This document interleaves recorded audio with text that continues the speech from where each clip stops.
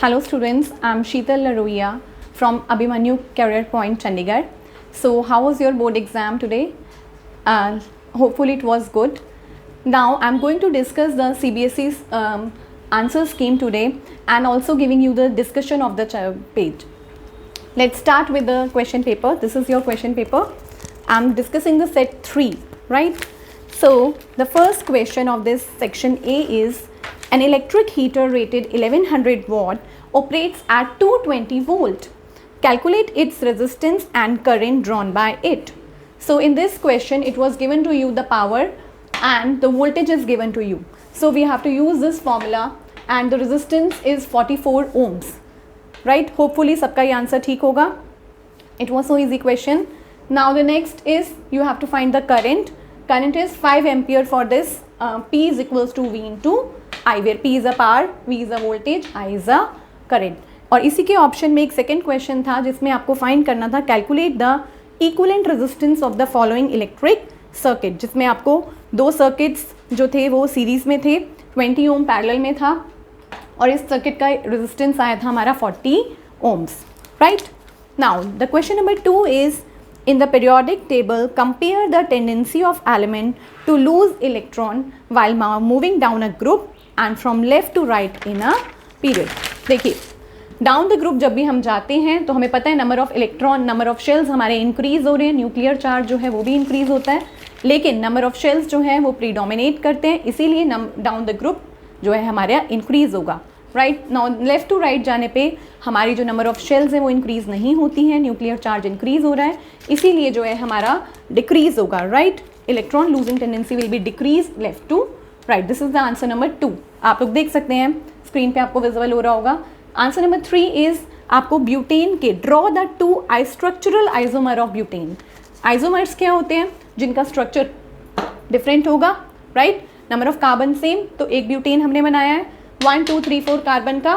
ठीक है, हाइड्रोजन से आप इसकी वैलेंसीज को सेटिस्फाई करेंगे और ये आपका बन जाएगा ब्यूटेन, और इसी के साथ हमारा बनेगा आइसोब्यूटेन जिसमें एक कार्बन को हमने ऊपर कर दिया. तो ये हमारे पास ब्यूटेन और isobutane is answer of question number 3. जिन्होंने दोनों बनाए होंगे उनको they will get the 2 marks.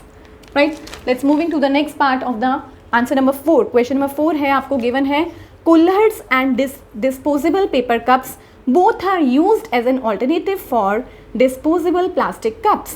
Which one of these two can be considered as a better alternative to plastic cups and why? अब देखिए इस क्वेश्चन में आपको पेपर कप और प्लास्टिक का कंपैरिजन बोला गया है कि हम कुल्हर्ट्स को क्यों यूज़ नहीं करते हैं, तो आपने इसमें स्पेशली ये टर्म्स यूज़ करनी थी कि पेपर कप जो होते हैं वो हमारे बायोडिग्रेडेबल होते हैं. ठीक है जी, और जो प्लास्टिक है वो नॉन बायोडिग्रेडेबल होता है, तो इसीलिए हम प्लास्टिक को यूज़ नहीं करते हैं. कुल्हर्ट्स जो हैं वो हमारी फर्टिलिटी ऑफ सॉइल को डिक्रीज करते हैं, इसीलिए उससे ज़्यादा बेनिफिशियल है to use the paper cup. जिन बच्चों ने बायोडिग्रेडेबल वाली टर्म यूज़ की है they will get the marks. Now the next question is question number इसी की टर्म और पार्ट में क्वेश्चन था human beings are most adversely affected by the biological magnification, state the reason. आपने इसमें बायोलॉजिकल मैग्निफिकेशन का रीजन बताना था. तो बायोलॉजिकल मैग्निफिकेशन क्या करती है, आपके फूड के अंदर कॉन्टामिनेशन को इंक्रीज करती है with the increase of the food chain. ठीक है, तो आपने इसमें यही लिखना था कि जो हमारी फूड चेन है उसमें वो ह्यूमन टॉप लेवल पे आते हैं, इसीलिए जो है हमारे को ज़्यादा वो इफेक्ट करता है. ठीक है जी, इसके बाद why can ordinary washing of fruits and vegetable not reduce the effect of biological magnification, क्योंकि it is present in the food chain, वो वॉशिंग से नहीं जाता है, it increases with the increase in the level of the trophic level. ठीक है जी, जिन बच्चों ने ये पॉइंट्स लिखे होंगे दे विल गेट द 2 मार्क्स. इसके बाद क्वेश्चन नंबर 5 था, आपको डायग्राम दिया हुआ था. इसमें ये डायग्राम था, एक फ्लावर का एक डायग्राम दिखाया हुआ है आपको, और इसमें पूछा गया सेम क्वेश्चन एनसीईआरटी में भी ये डायग्राम आप लोगों को मिल जाएगा बच्चों. और इसके अंदर पॉलन ग्रेन्स आर प्रोड्यूस्ड. ठीक है, पॉलन ग्रेन प्रोड्यूस कहाँ होते हैं, तो पॉलन ग्रेन हमारे प्रोड्यूस होते हैं एंथर में. ठीक है जी, और ट्रांसफ़र कहाँ होते हैं, स्टिग्मा पे, और इसी को हम पॉलिनेशन भी कहते हैं. इसके बाद नेक्स्ट पार्ट था इसी का कि ओव्यूल क्या फॉर्म करता है. राइट, सो ओव्यूल फॉर्म सीड. ठीक है, एंड ओवरी फॉर्म्स फ्रूट. ठीक है जी, what happens to the ovule and ovary after fertilization? B part का आंसर था ये. Now let's move to the next part, that is your question number 6. Suggest any 2 contraceptive methods to control the size of human population and explain them. अब ये भी 2 mark का question है, तो इसका मतलब हमें 2 पॉइंट्स इसको एक्सप्लेन करने हैं. तो आपको बोर्ड पे दिख रहा होगा कंट्रासेप्टिव मेथड्स कौन कौन से हम यूज़ कर सकते हैं. You can use a mechanical barrier method and you can use a chemical method. Mechanical barrier method में हम यूज़ कर सकते हैं कॉन्डम्स यूज़ कर सकते हैं, पिल्स यूज़ करते हैं फॉर फीमेल्स, तो वो आप इसमें एक्सप्लेन कर सकते थे. केमिकल मेथड्स में जो है केमिकल्स को यूज़ किया जाता है, पिल्स इसमें हम ऐड करेंगे, मेडिसिन इसमें हम ऐड करेंगे, right. That is a part of chemical method. 2 methods ही बताने थे तो आप ये दोनों मेथड्स लिख सकते थे. ठीक है जी. इसके बाद मूव करेंगे हम क्वेश्चन नंबर 7 पे. Question number 7 is containing the Mendel cross 2 pea plants with a visible contrasting characteristics and found that there were no halfway characteristic in the plants of F1 progeny. Explain the reason for this observation of Mendel. तो देखिए इसमें आपको Mendel ने क्या बोला है कि F1 generation में क्यों पास नहीं हुआ, क्योंकि वो हमारा डोमिनेंट ट्रेट था.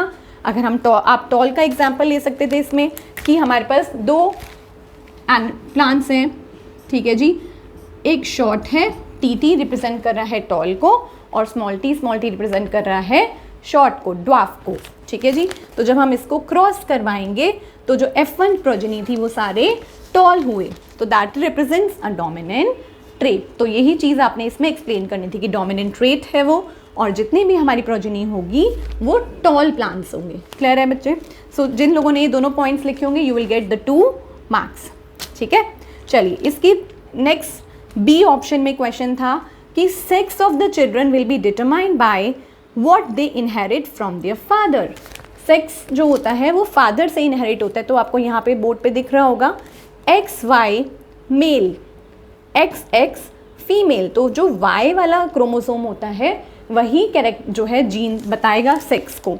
तो जिसके पास Y होता है XY वो मेल है और XX जो है वो फीमेल है. इसीलिए फादर डिटरमाइन करता है सेक्स ऑफ द चाइल्ड. जैसे कि अगर आप X और X मिलेगा तो गर्ल चाइल्ड होगी, और X और Y मिलेगा तो मेल चाइल्ड होगा, right. So this is the question number 7, और इसी के ऑप्शन में ये वाला क्वेश्चन था बी पार्ट जो हमने अभी डिस्कस किया. सो ये आप सबको क्लियर हो गया होगा. तो सेक्शन ए हमारा यहीं तक था. अब हम बात करेंगे सेक्शन बी की, right. So now we are starting with the section B. In a section B, question number 8, it was given in the following table, some elements have been arranged in a certain pattern. आपको एक पूरी इसमें एक table दी हुई थी, ठीक है, और इस टेबल को आपको बताना था कि identify the periodic law with which the given table is associated. तो देखिए आप लोग देख सकते हैं न्यूलैंड्स लॉ ऑफ ऑक्टेव. ठीक है, इसका आंसर क्या था? Newlands law of Octave. फिर इससे पूछा गया है आपसे कि आपने इसके फीचर्स बताने हैं. ठीक है, तो आप देख सकते हैं पहला फीचर आप लिख सकते थे कि it relate the property of element to the atomic weight. Atomic weight की जो प्रॉपर्टीज़ हैं उनको रिलेट करता है ये. ठीक है जी. It relates the property of atomic weight. It indicate periodicity, periodicity को इंडिकेट करता है. ठीक है. It work well for lighter elements. इसके बाद एनोमलीज में आप लिख सकते हैं कि ये सिर्फ कैल्शियम तक ही वर्क किया था, तो applicable to calcium only. It assume only 56 element exist. और भी थे इसके एनोमलीज लेकिन 2 ही पूछे हैं, तो आप ये 2 लिख सकते थे, right. Now move to the question number 9. How do Mendel's experiment show that traits are inherited independently? Explain. आपने इसमें बताना था कि मेंडल जो है वो कैसे ट्रेट्स इनहेरिट करता है इंडिपेंडेंटली. तो आप बहुत अच्छा एग्जाम्पल दे सकते थे पी प्लांट का. पी प्लांट में फॉर एग्जाम्पल F2 जनरेशन में देखिए टी और टी, एक जो है वो हमारी टॉल है और एक ड्वार्फ है. अगेन एक टॉल है और एक ड्वार्फ है. तो जब इनकी क्रॉसिंग करवाई तो हमारे पास जो एलील्स आए, ठीक है, तो आप ये एग्जाम्पल के साथ एक्सप्लेन कर सकते थे कि यहाँ पे देखिए ये रिसेसिव ट्रेट भी आया है जबकि ये इंडिपेंडेंटली अपीयर हुआ है. तो हम कह सकते हैं कि जो ट्रेट्स हैं वो इंडिपेंडेंटली जो है वो इनहेरिट होते हैं, राइट. इसके बाद क्वेश्चन नंबर 10 है what are decomposers? State the role of decomposers in natural replenishment of soil. बहुत अच्छा क्वेश्चन था. 3 मार्क के ये 2 पार्ट्स थे, ए और बी. तो इसमें ए पार्ट में आपसे पूछा गया डिकम्पोजर क्या होते हैं. तो आप बता सकते हैं डिकम्पोजर्स वो ऑर्गेनिजम्स होते हैं जो डेड डिकेइंग मैटर पे एक्ट करते हैं, उनको डिकम्पोज करते हैं, और जो उनके न्यूट्रिएंट्स हैं वो हमारी सॉइल को प्रोवाइड करते हैं, नेचर को दोबारा प्रोवाइड करते हैं. सॉइल की रिप्लेनिशमेंट में इसी तरह ये हेल्प करते हैं, बिकॉज जो न्यूट्रिएंट्स हैं वो हमारी सॉइल में वापस आ जाएंगे और उनको प्लांट्स दोबारा यूज़ कर सकते हैं, प्रोड्यूसर्स दोबारा यूज़ कर सकते हैं अपनी ग्रोथ के लिए, राइट। सो फूड चेंज जो है वो हमारी चलती रहेगी। ये एक पार्ट इसमें आपने एक्सप्लेन करना था, ये 1.5 मार्क्स का क्वेश्चन था। इसका बी पार्ट था why are decomposers not helpful in decomposing the plastic waste. देखिए अभी हमने पहले भी बात की थी इस चीज़ की, प्लास्टिक जो है वो नॉन बायोडिग्रेडेबल होता है, तो आपने इसमें भी वही चीज़ एक्सप्लेन करनी है कि प्लास्टिक नॉन बायोडिग्रेडेबल है तो वो डिकम्पोज नहीं हो सकता, ठीक है, वो न्यूट्रिएंट्स में ब्रेक नहीं हो पाएगा, तो इसीलिए जो हमारे डिकम्पोजर्स हैं वो प्लास्टिक पे काम नहीं करते हैं, right. So it was a part of 1.5, तो 3 मार्क के ये पूरा क्वेश्चन था। होपफुली अब सब आप लोगों ने ठीक किया होगा। इसके बाद हम बात करेंगे क्वेश्चन नंबर 11 की। State the reason. क्या रीज़न पूछा है? पहला है why carbon compounds have low melting and boiling point. देखिए कार्बन कंपाउंड्स जो होते हैं वो कोवलेंट बॉन्ड बनाते हैं, ठीक है, तो उनका जो फोर्स ऑफ अट्रैक्शन है वो वीक है, ठीक है, तो आप यही लिखेंगे force of attraction is not strong. Carbon compound do not conduct electricity because वो आयंस प्रोड्यूस नहीं करते। आपको पता है जितने भी हमारे आयनिक कंपाउंड्स होते हैं वही आयंस प्रोड्यूस करते हैं, ठीक है, और वही कंडक्टिविटी में हेल्प करते हैं। जैसे कि हम H2SO4 भी ऐड करते थे, है ना, कंडक्टिविटी के लिए आपसे बात कर चुके हैं इस चीज़ की। तो आप लिखेंगे they do not produce ions. जिन बच्चों ने ये लिखा है they will get the marks. इसके बाद बात करेंगे हम थर्ड पार्ट की। Carbon can form only covalent compound. Carbon सिर्फ कोवलेंट कंपाउंड क्यों बनाता है? आपकी बुक में इसके 4 पॉइंट्स लिखे थे, आपने सिर्फ एक ही 1 मार्क का क्वेश्चन है, आप लिखेंगे carbon form covalent compounds because carbon have a small size. Carbon की टेट्रावेलेंसी होती है, तो ये दोनों पॉइंट्स आप इसमें मेंशन कर सकते थे, ठीक है जी। इसी की ऑप्शन में एक क्वेश्चन था what is homologous series, find the difference in molecular mass between the 2 consecutive members of the homologous series. State how in homologous series of carbon compound following properties vary with increase in molecular mass. It is also a 3 mark optional question. इसी के option में question था। तो देखिए homologous series क्या होती है? It is a series which contain the elements in a consecutive manner with the difference of CH2 group. ठीक है जी। इसके बाद डिफरेंस कितना होता है मॉलिक्यूलर मास में? There 14 AMU, ठीक है जी। इसके बाद इसमें लिखा था नेक्स्ट क्वेश्चन कि मेल्टिंग पॉइंट और बॉइलिंग पॉइंट कैसे वेरी करता है। ये 2 मार्क के 1 मार्क का क्वेश्चन था, इसका 3 मार्क का क्वेश्चन था। Melting point boiling point increase होता है क्योंकि होमोलोगस सीरीज में नंबर ऑफ कार्बन इंक्रीज हो रहे हैं। नंबर ऑफ कार्बन जब इंक्रीज होंगे हमारे, ठीक है जी, तो हमारे जो है CH2 ग्रुप ऐड हो रहा है, कार्बन ऐड हो रहा है, तो हमारे मेल्टिंग पॉइंट बॉइलिंग पॉइंट भी इंक्रीज होगा। केमिकल प्रॉपर्टीज की हम बात करेंगे तो chemical properties will be same क्योंकि उसके अंदर जो फंक्शनल ग्रुप है वो चेंज नहीं होगा। होमोलोगस सीरीज हमेशा सेम फंक्शनल ग्रुप कैरी करती है, इसीलिए हम उसकी जो है वो चेंज नहीं होगा। क्लियर है बच्चे? This is the 3 mark question. Now let's move to the next part, question number 12। Question number 12 is draw a pattern of magnetic field lines produce by a current carrying circular loop. आप सबको board पे दिख रहा होगा ये, which shows the direction of current in the loop and direction of the magnetic field lines. ये इसका A part था, तो इसमें हमने ये बनाया है, ये एक हमारी सर्कुलर लूप है और ये मैग्नेटिक लाइंस रिप्रेजेंट कर रही हैं, ठीक है। ये सेम डायग्राम आपको NCERT में भी मिल जाएगा, यही आपने ड्रॉ करना था। इसका नेक्स्ट पार्ट था रूल बताना है आपने। State the rule with which it can be apply to know the direction of magnetic field lines in the above case. तो इसके अंदर आपने बताना था मैक्सवेल कॉर्कस्क्रू रूल होता है जो यूज़ करते हैं हम इसकी डायरेक्शन को फाइंड करेंगे। जैसे कि स्क्रू को रोटेट करते हैं हम, ठीक है, which shows the direction of current, और जिस लाइन में वो मूव करता है that shows a magnetic field. तो ये आपका मैक्सवेल कॉर्कस्क्रू रूल है, ये भी NCERT में दिया हुआ है, ठीक है जी। 12th क्वेश्चन नंबर 13 था आपका। In the diagram below given below, ये आपको एक डायग्राम शो किया गया है जिसमें आपको एक कॉइल 1 दी गई थी और एक कॉइल 2 दी गई थी। कॉइल 1 के साथ आपको कनेक्ट किया गया था बैटरी और कॉइल 2 के साथ आपने कनेक्ट किया था गैल्वेनोमीटर, ठीक है।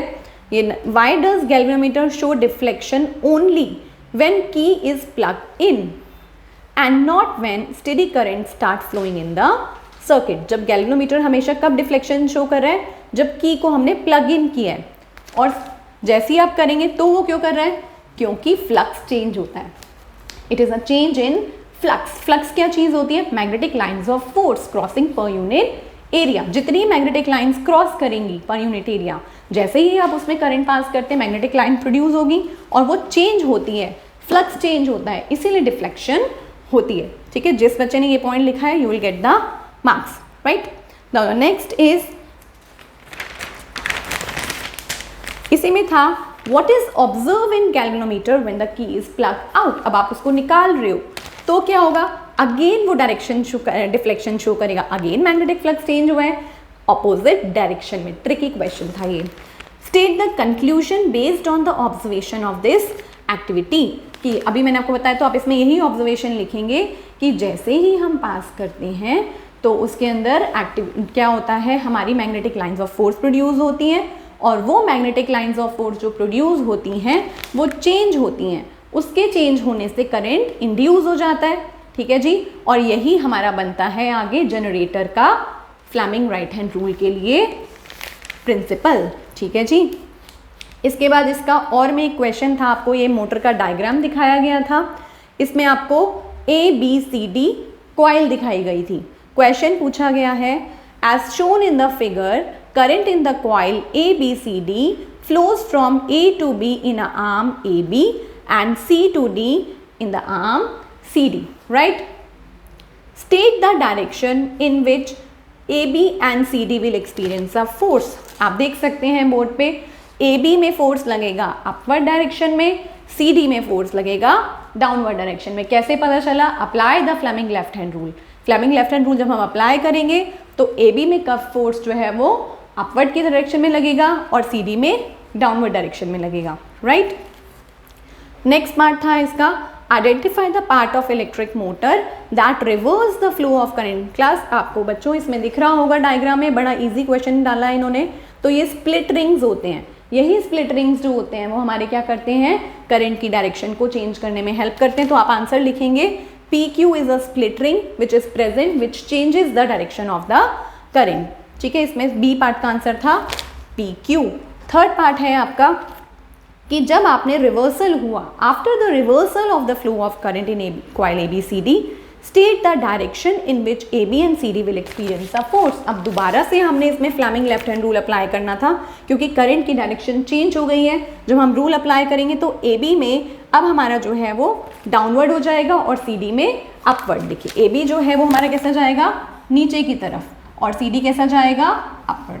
पहले कैसा था, अपवर्ड, अब कैसा हो जाएगा, downward. Applying the Fleming left hand rule. तो इसका फोर्थ पॉइंट है, name the rule which is applied to determine the direction of force on current carrying conductor placed in a magnetic field. So you will use Fleming left hand rule. Clear है? तो इसी के साथ हमारा section B complete होता है। अब हम बात करेंगे सेक्शन C की। सेक्शन C जो था आपका, इसमें सबसे पहला क्वेश्चन नंबर 14 था, study the following electric circuit in which resistors are arrange in 3 arms. देखिए ये डायग्राम आपको दिया हुआ था जिसमें 5, 15 और 20 जो था बच्चे ये सीरीज में था, ठीक है। और B वाली जो आर्म है ये भी सीरीज में थी, C वाली आर्म भी सीरीज में थी, B और C दोनों आपस में पैरेलल में थे, ठीक है। तो इसमें क्वेश्चन था इक्विवेलेंट रेजिस्टेंस। इक्विवेलेंट रेजिस्टेंस आपका आएगा, सब लोग नोट कर सकते हैं, 60 ओम्स, ठीक है। इसके बाद equivalent resistance of parallel combination 1 mark का क्वेश्चन 20 ओम। जब आप करेंगे इनको, इन दोनों को पैरेलल में लगाएंगे 1/R equals to 1/R1 plus 1/R2। जब हम लगाएंगे सीक्वेंस तो हमारे पास आंसर क्या आएगा, 20 ओम। रिवर्स करना नहीं भूलेंगे, कुछ बच्चे भूल जाते हैं, वहीं पे 1/20 लिख के आ गए होंगे, तो 20 ओम्स, ठीक है। इसके बाद determine the current that flows through ammeter. कितना करंट फ्लो करेगा इसमें, V is equals to IR। कौन सा फॉर्मूला हमने अप्लाई करना है इसमें, V is equals to IR, Ohm's law, ये अप्लाई करना था। V आपको गिवन था, I आपने फाइंड करना है, R हमने फाइंड कर लिया। I 0.1 एम्पियर आएगा हमारे पास, ठीक है जी। इसके बाद ये 2 मार्क का क्वेश्चन था, जिन बच्चों ने एक एक ये ठीक है 1 मार्क एंड ये 2 mark, 1 for voltage 1 for current, right.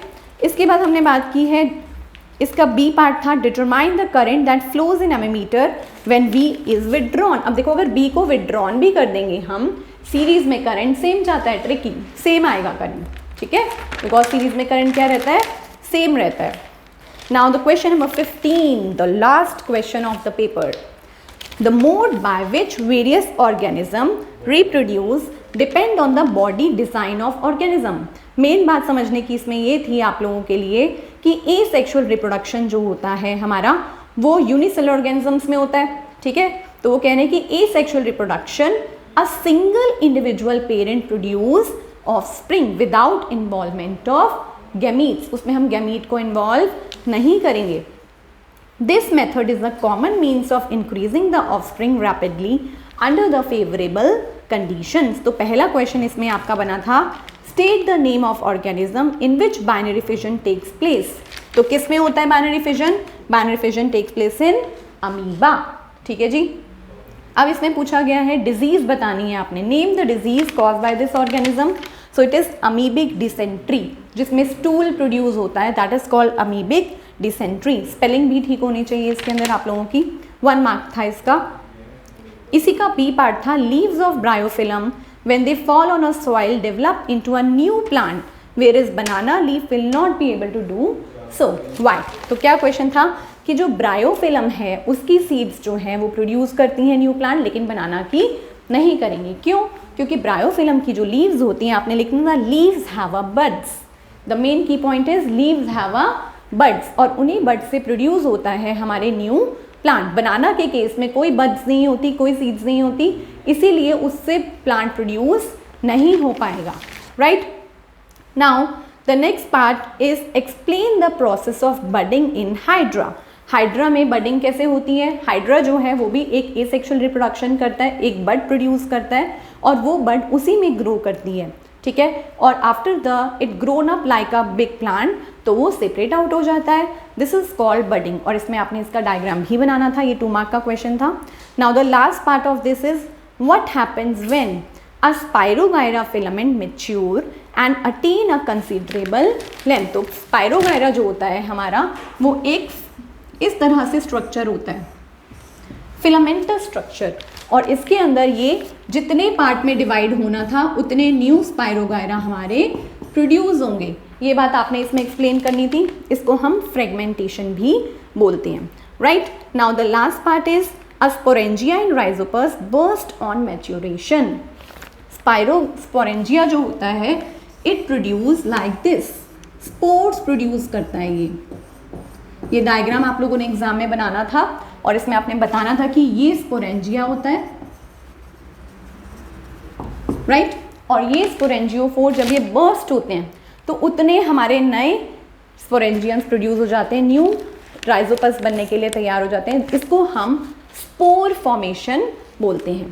सो बच्चों, this was a paper of your class 10 CBSE. Hopefully आप लोगों ने अच्छा एग्जाम किया होगा. All the best for your results. Thank you.